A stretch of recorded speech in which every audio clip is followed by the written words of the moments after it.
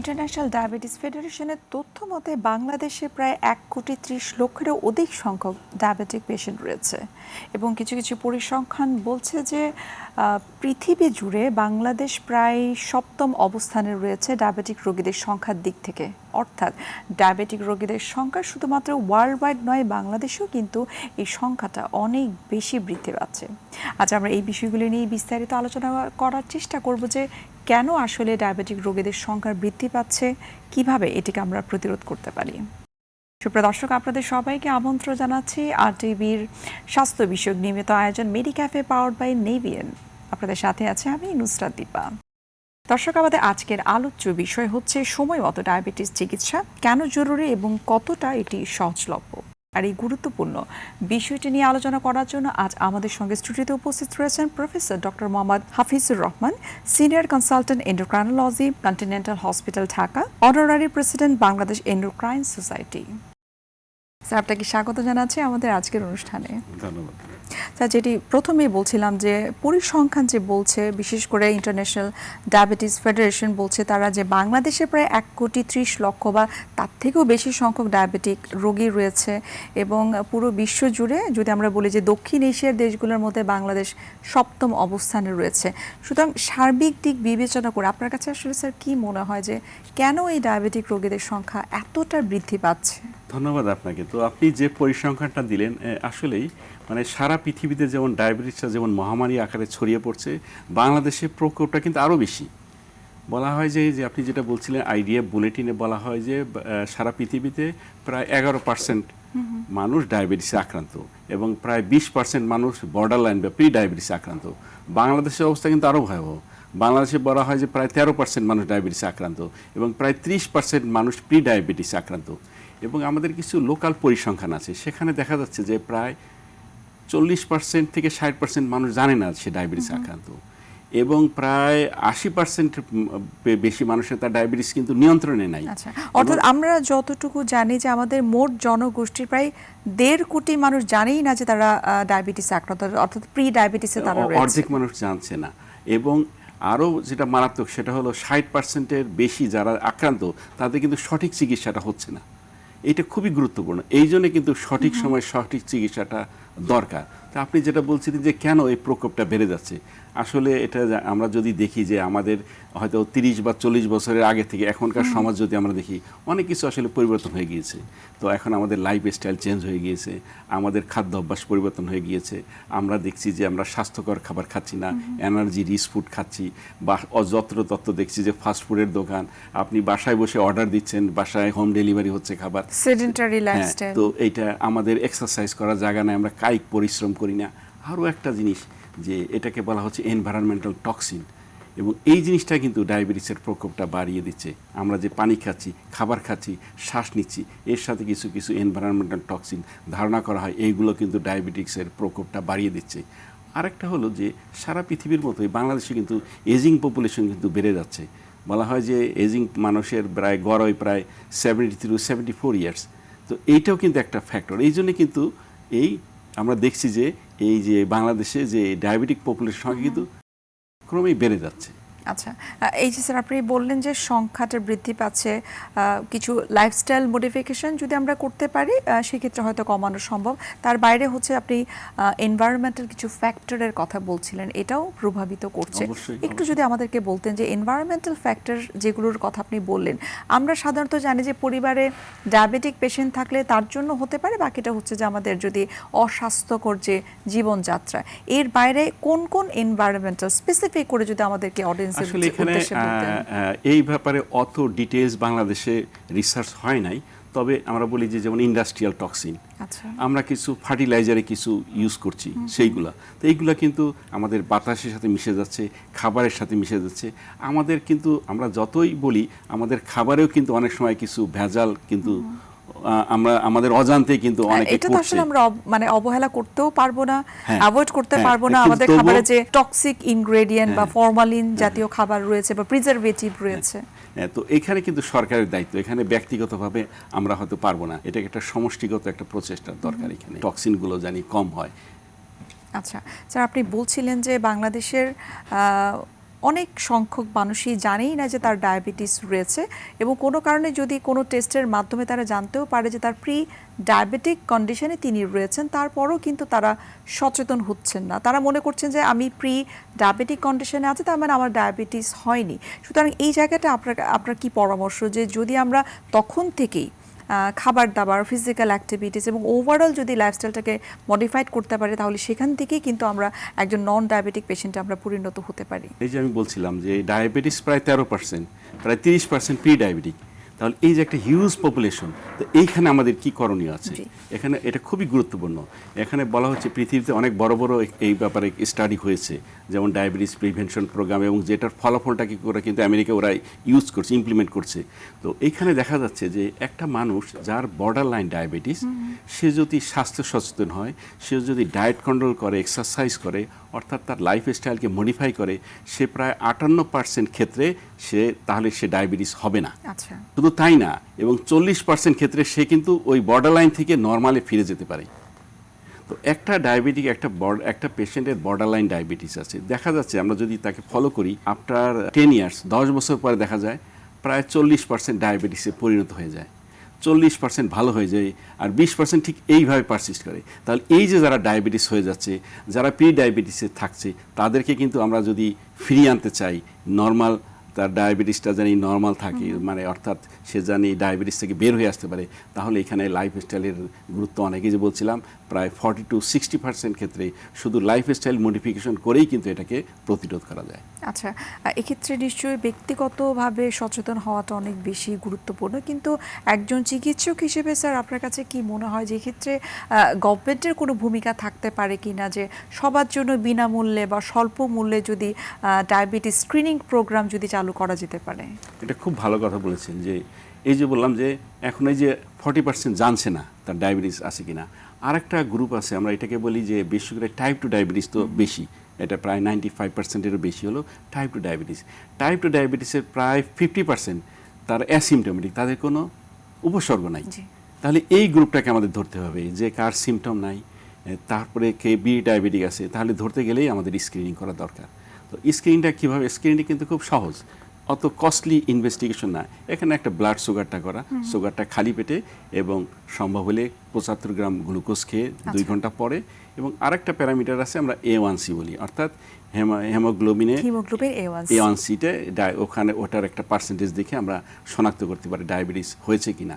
তো আমরা হিমোগ্লোবিন A1Cটা হয়তো একদম প্রান্তিক পর্যায়ে হয়তো এটা অ্যাভেলেবল না, কিন্তু ব্লাড সুগার কিন্তু আমরা করতে পারি, এবং এটা ঠিক ল্যাবে করতে পারলে ভালো, না হলে একটা ভালো গ্লুকোমিটার যদি থাকে সেটা দিয়েও কিন্তু গ্রামে গঞ্জেও কিন্তু এটা করছে। এবং অনেক সময় আমাদের কাছে পেশেন্ট আসে যে ডাক্তার সাহেব, আমার মায়ের তো ডায়াবেটিস আছে, আমার একটু খারাপ লাগছিল, আমি টেস্ট করলাম, দেখলাম আমার সুগার 20। তাহলে এই যে মানুষের এই সচেতনতাটা বাড়াতে হবে, যে সবাইকে, বিশেষ করে যাদের ডায়াবেটিস হওয়ার ঝুঁকিটা একটু বেশি, আচ্ছা, তাদের ক্ষেত্রে আরও সতর্ক হতে হবে, তাদেরকে স্ক্রিনিং করতে হবে। এই জন্য গভর্নমেন্টের অবশ্যই, যেটা আমরা বলি যে গভর্নমেন্টের একটা বিরাট নেটওয়ার্ক বাংলাদেশে বিস্তৃত, একটা উপজেলা health complex, community health clinic, sub centre, সেখানেও কিন্তু একটা গ্লুকোমিটার থাকলে কিন্তু ডায়াবেটিসটা শনাক্ত করা যাচ্ছে। আমরা যতটুকু জানি যে জেলা উপজেলা পর্যায়ে কিন্তু এনসিডি কর্নার রয়েছে নন কমিউনিকেবল ডিজিজের, তারপরেও কিন্তু মানুষ কিন্তু সচেতন হচ্ছে না, সেখানে যাচ্ছে না, টেস্ট করছে না।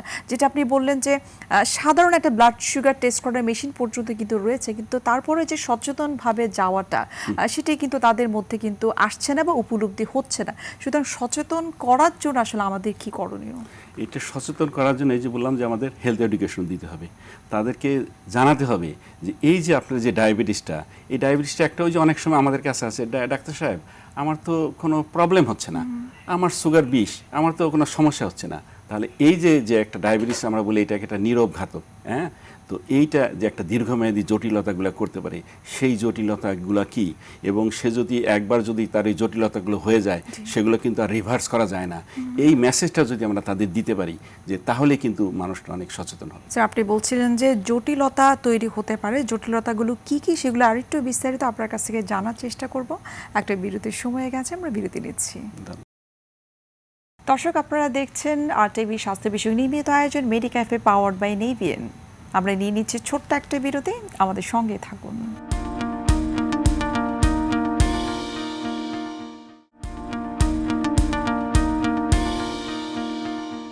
ফিরে আসলাম বিরতি থেকে। আপনাদেরকে আরও একবার স্বাগত জানাচ্ছি আরটিভি স্বাস্থ্য বিষয়ক নিয়মিত আয়োজন মেডিক্যাফে পাওয়ার্ড বাই নেভিয়েন। আপনার কাছে একটু জানবো যে অনেক ডায়াবেটিক পেশেন্ট রয়েছে। আমরা যদি টাইপ 2 ডায়াবেটিক পেশেন্টদের কথাই বলি, যে তাদের ব্লাড সুগার দেখা যাচ্ছে যে দীর্ঘদিন যাবৎ নর্মাল আছে, একটা সময় দেখা যায় তারা ডাক্তারের পরামর্শ ছাড়াই নিজেরাই ওষুধ গ্রহণ করা বন্ধ করে দেয়, এবং বাংলাদেশে দিন দিন কিন্তু এই ধরনের রোগীদের সংখ্যাটা অনেক বেশি বৃদ্ধি পাচ্ছে। এবং এখন যেটা আমরা দেখতে পাচ্ছি যে সোশ্যাল মিডিয়াতে বিভিন্ন ধরনের প্রোডাক্ট, বিভিন্ন ধরনের সাপ্লিমেন্টের কথা সাজেস্ট করা হচ্ছে, তারা সেগুলো দেখে প্রলুব্ধ হচ্ছে ঔষধ বাদ দিয়ে। এই বিষয়ে আপনার মতামত কি? খুবই একটা গুরুত্বপূর্ণ প্রশ্ন এটা, কারণ এটা আমরা দেখছি যে একটা সোশ্যাল মিডিয়াতে একটা ধরনের একটা অপপ্রচার হচ্ছে, আমাদের কাছেও আসে যে একটা হার্বাল ওষুধ খাচ্ছে। এবং একটা জিনিস যে এই যে হার্বাল যে ওষুধগুলো, এই ওষুধগুলোর কিন্তু সায়েন্টিফিক কোনো বেসিস নাই। যে একটা পেশেন্টের আমরা বলি যে একটা ডায়াবেটিক পেশেন্ট চিকিৎসা করতে গেলে আমরা কি করি, আমরা শুধু ব্লাড সুগার কন্ট্রোল করলে হয় না, ব্লাড সুগারের সাথে তার আরও অনেকগুলো প্যারামিটার দেখতে হয়। এই ওষুধটা তার কিডনির ক্ষতি করছে কিনা, কিডনির উপকার করছে কিনা, হার্টের ক্ষতি করছে কিনা, হার্টের উপকার করছে কিনা, লিভারের ক্ষতি করছে কিনা, লিভারের উপকার করছে কিনা, ব্রেনের ক্ষতি করছে কিনা, এই সবগুলো জিনিস দেখা হয়। দেখে তারপরে একটা ওষুধকে আমরা জানি যে আমরা সবাই যেটা ফলো করি, আমেরিকা FDA অ্যাপ্রুভ ড্রাগ, সেই ড্রাগটা কিন্তু এই সবগুলো রিস্ক ফ্যাক্টর সে তৈরি করছে কিনা তার উপর ভিত্তি করেই কিন্তু এটা অ্যাপ্রুভ করা হয়। এই ওষুধগুলো যেগুলো, এইগুলো কিন্তু সম্বন্ধে কিন্তু আমরা জানি না। এবং সেখানে কিন্তু বলা হচ্ছে যে এই ধরনের সাপ্লিমেন্ট বা প্রোডাক্টগুলো হচ্ছে BSTI অনুমোদিত। আপনি যেটা বলছেন, অনেক ক্ষেত্রে আমরা দেখি AI দিয়ে ফেক একটা জিনিস করা হয়, আমাদের মতো অনেক ডাক্তারদের নাম ব্যবহার করে। এমনকি এক সময় কিন্তু আমার নামে আমি দেখেছি ফেসবুকে, আমি দেখে অবাক হয়ে গেলাম। আমার কয়েকজন রসিক বললো যে ডাক্তার সাহেব, আমরা তো আপনার ওইটা দেখে আমরা তো এই ওষুধটা কিনে ফেলেছি, তো এটা খাবো কিনা। তো এই ধরনের আমরা কিন্তু আমাদের অজান্তেই, আমি শুধু না, আমাদের মতো অনেক ডাক্তারের নামে এই ধরনের ফেক আই দিয়ে এই ওষুধগুলো সম্বন্ধে বলা হচ্ছে। তো এই ব্যাপারে আসলে আমাদের সবার সচেতন হওয়া দরকার। আমার মনে হয় এই ক্ষেত্রে সরকারেরও এখানে দায়িত্ব রয়েছে, এবং এই যে বললাম যে আমরা মিডিয়াতে এসেছি, মিডিয়ারও কিন্তু এখানে দায়িত্ব রয়েছে। আশা করি আমাদের আজকের অনুষ্ঠানের মাধ্যমে দর্শকরা সচেতন হবে যে আসলে ডাক্তারের পরামর্শ ছাড়া কোনো ধরনের মেডিসিন খাওয়া উচিত না এবং বন্ধ করাও উচিত না। আপনার কাছে স্যার জানতে চাচ্ছিলাম জটিলতা আসলে কি কি হতে পারে যদি কেউ ডায়াবেটিস হয়েছে কিন্তু ট্রিটমেন্ট করছে না? আমরা জটিলতাগুলোকে দুই ধরনের জটিলতা বলি। একটা হলো যে মানে অ্যাকুইট কমপ্লিকেশন, যেটা একটা স্বল্পকালীন, কিন্তু এটা মানে আমরা বলি জীবনঘাতী। অর্থাৎ ডায়াবেটিসটা অস্বাভাবিক বেড়ে গিয়ে আমরা বলি এটা ডায়াবেটিক কমা, এবং কেউ যদি এই অস্বাভাবিক বেড়ে ডায়াবেটিক কমা চলে যায়, তাকে কিন্তু ইমিডিয়েটলি তাকে হসপিটালে ভর্তি হয়ে চিকিৎসা নিতে হবে, না হলে কিন্তু এই রোগীটার মৃত্যু ঝুঁকি রয়েছে। এটা হলো অ্যাকুইট কমপ্লিকেশন।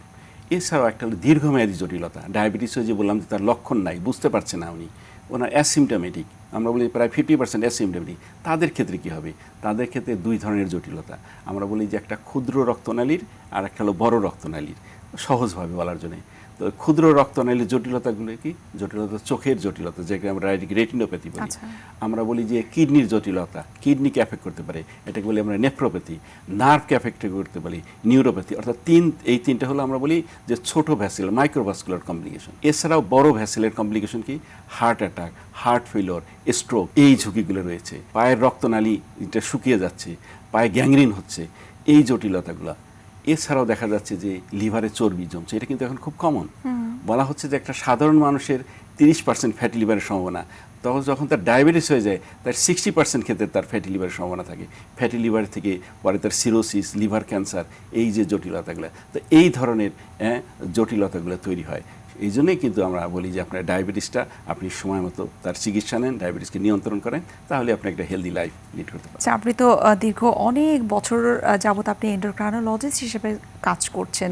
বাইরের দেশগুলোতে কিন্তু স্বাস্থ্য বিমা রয়েছে। আপনার কাছে স্যার কি মনে হয় যে আমাদের দেশে এটা সম্ভব কিনা, স্বাস্থ্য বিমার এই যে সুযোগটা সেটা তৈরি করা জনসাধারণের জন্য? অবশ্যই, কিন্তু আমরা অনেক সময় বুঝি না এটা। কারণ আমাদের দেশে এটা ঠিকই আপনি বলেছেন যে আমাদের দেশের অর্থনৈতিক অবস্থা অতটা ভালো না। তো একটা মানুষের যে স্যালারি পায়, উনি একজন স্বাস্থ্যের জন্য একটা অংশ রেখে দিবে, এটা করতে চায় না।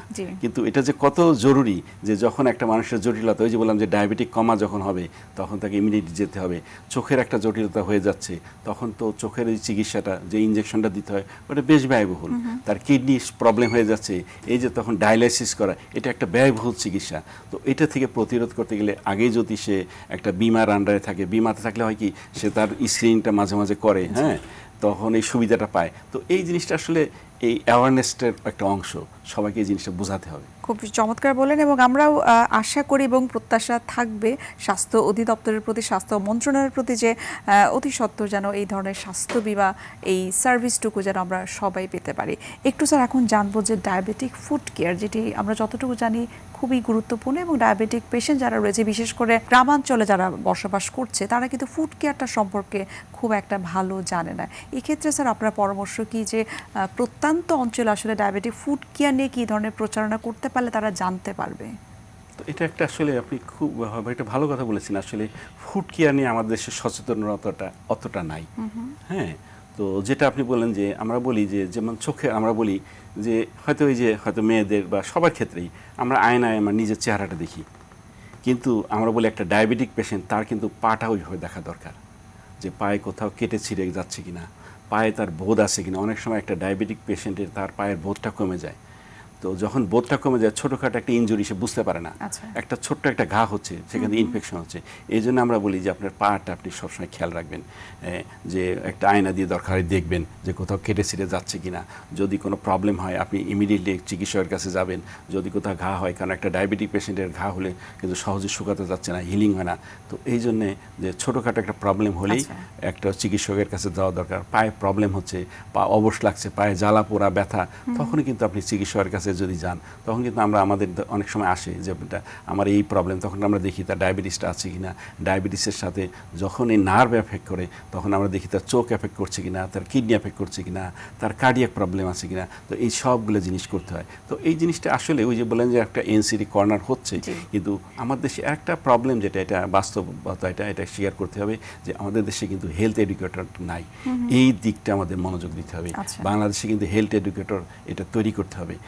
কারণ শুধু একজন চিকিৎসক আমার কাছে আসে অল্প সময়ের জন্য, আমি শুধু তাকে একটা চিকিৎসা দিতে পারি, দু একটা কথা বলতে পারি, কিন্তু তাকে যে শিক্ষা দেওয়াটা, এটা কিন্তু হেলথ এডুকেটরের কাজ। এই ফিল্ডটা কিন্তু একটা অনেক বড় ফিল্ড, কিন্তু সেইখানে আমার দেশে কিন্তু এই ফিল্ড আসলে খুবই সংকুচিত। আমার মনে হয় যে বেশিরভাগ হসপিটালেই হেলথ এডুকেটর নাই। আচ্ছা, আপনাকে অসংখ্য ধন্যবাদ। আমরা অনুষ্ঠানের একেবারে শেষ পর্যায়ে আপনি সর্বশেষ যে কথাটি বললেন যে হেলথ এডুকেটর থাকাটা অনেক বেশি গুরুত্বপূর্ণ, এবং সেই সাথে ব্যক্তিগতভাবে সচেতন হওয়াটার মাধ্যমে আমরা ডায়াবেটিক রোগীদের সংখ্যাটা কমাতে পারবো। স্যার, আপনাকে অসংখ্য ধন্যবাদ। এত ব্যস্ততার মাঝেও আপনি আমাদেরকে সময় দিয়েছেন এবং গুরুত্বপূর্ণ তথ্য প্রদান করেছেন। ধন্যবাদ আপনাকেও, ধন্যবাদ আরটিভির দর্শক শ্রোতাকেও। দর্শক, এতক্ষণ আপনারা দেখছিলেন আরটিভির স্বাস্থ্য বিষয়ক নিয়মিত আয়োজন মেডিক্যাপে, পাওয়ার্ড বাই নিভিএন। আজ এখানে শেষ করতে হচ্ছে, দেখা হবে আবার আপনাদের সঙ্গে। সে পর্যন্ত আপনারা সবাই ভালো থাকুন, সুস্থ থাকুন। আল্লাহ হাফেজ।